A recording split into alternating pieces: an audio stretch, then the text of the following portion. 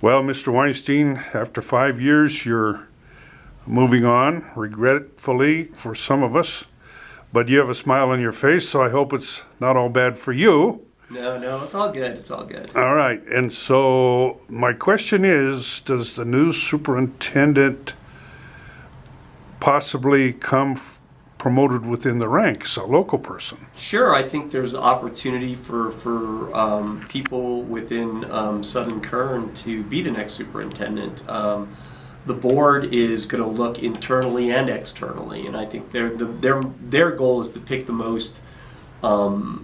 best candidate for the job. However, I think that there's something to be said for bringing somebody who has been with the district a long time and been able to grow with the district, understands the students, the community, the parents, our stakeholders, and I think we have a few people within the ranks that absolutely would make a very good superintendent. So I'm hoping, as their boss and their mentor, that they do come from within, but that'll be decided from the board as they move forward in the transition and seeing who they feel and what they're looking for in the next superintendent. Sure. Well, it seems to me we wouldn't want to lose the direction that you've imprinted on the district in the last 5 years, because I remember what it was like prior to that. Right. Yeah. And now I've seen, afterwards, and we would hate to lose that direction in that. Yeah, and I think that the board realizes that. I think that the community has been heard since I've turned in my resignation, and I've expressed to myself what the needs of the district are as we move forward, and really some of the directions that the current administrators, all of us, and teachers and staff have put a lot of effort in, that we would not want to lose that momentum going forward. Although I've only been here 6 years, I'm very vested in the district. I only want great things for the district as it moves forward with new leadership, and so I really do hope that we can kind of take it to the next level with the next leadership team. I kind of feel that my administration, when I was here with my team, was a great turnaround and getting it in a great direction. And I think now is a great opportunity for somebody to come in after me and then take it to the next level again, even increase the momentum and direction and keep it going to new heights, which we all know that we've proven over the last 5 years that really we can do, whether it's with our academics, whether it's with our students, our growth, our community, our sports. I think we've been successful in so many areas and won so many awards and so many recognition that I think a new voice has the opportunity to really build on that, and I'm really hoping that that's what we see. And you mentioned to me the other evening that the next leadership team would have the chance to really zoom. Yes, I think so. I think, when there's a lot of energy in building infrastructure and a base, the foundation, which is, I think, one of the most important things in any businesses or school district, is building a strong foundation. And I think that a lot of my tenure here, the first couple of years, was spent a lot of time and energy and resources in building that foundation. And then once the foundation was built and we had the right team in place, you could see how well we really started to do.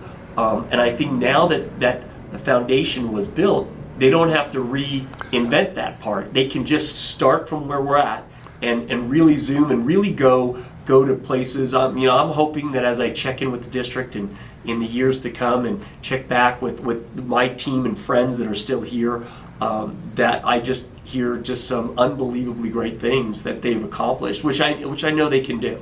Mm-hmm. And the population seems to be slowly, gradually building, and there's new contracts, aerospace contracts, coming into the valley. And yeah, I think Rosamond as a community has a lot to offer. I think that the future of Rosamond really is going to be fueled by the contractors that are coming in, the new businesses and manufacturers, whether it's aerospace or cars or vehicles, transportation. I think all those industries that are building within the Antelope Valley leave Rosamond as one of the perfect communities to raise a family, to come buy a home, establish yourself. I think that, and as we grow, I think that we'll be needing in the near future, to become an incorporated city with some city council.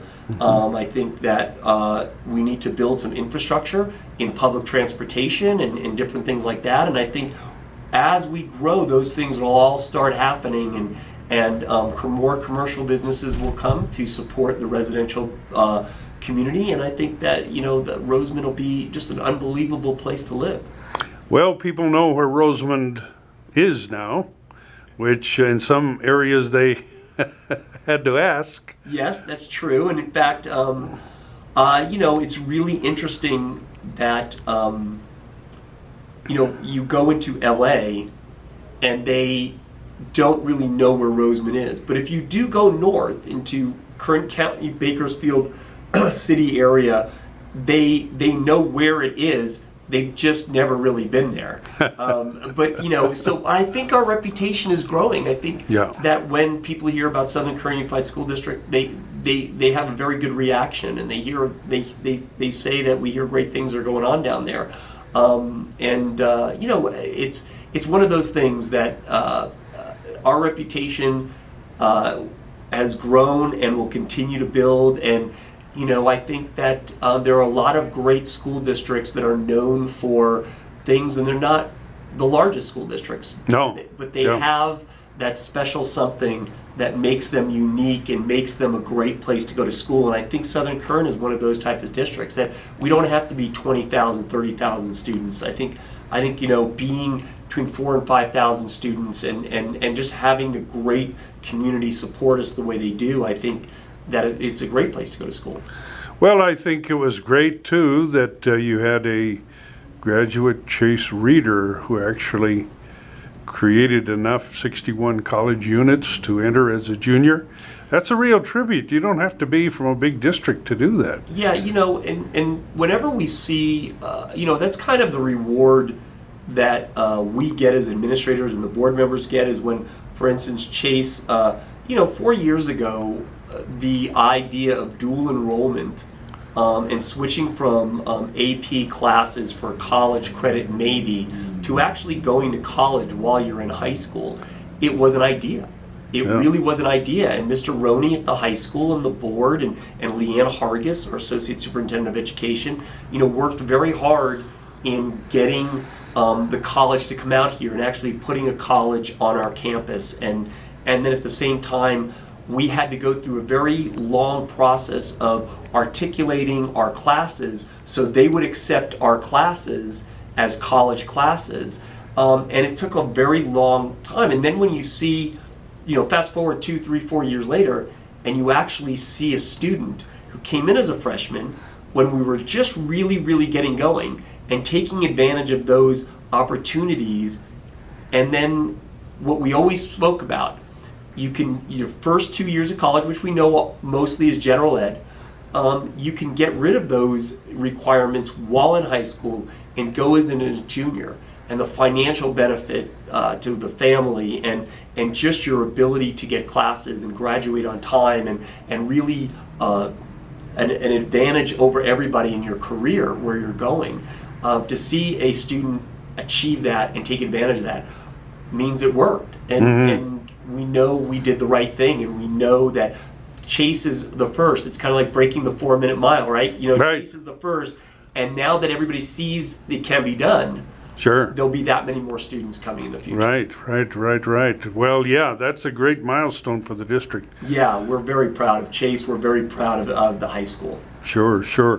Now, just on a practical level, water sports. Yeah.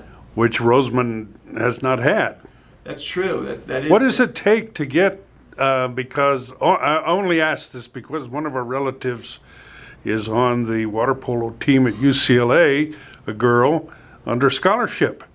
And whoever heard of water polo in Rosamond, and yet somebody could get that. Somebody could get that scholarship. Yeah, looking at even the bigger high schools, the one thing that we learned, because we've been investigating, putting a swim team together, and also similar like a water polo team together.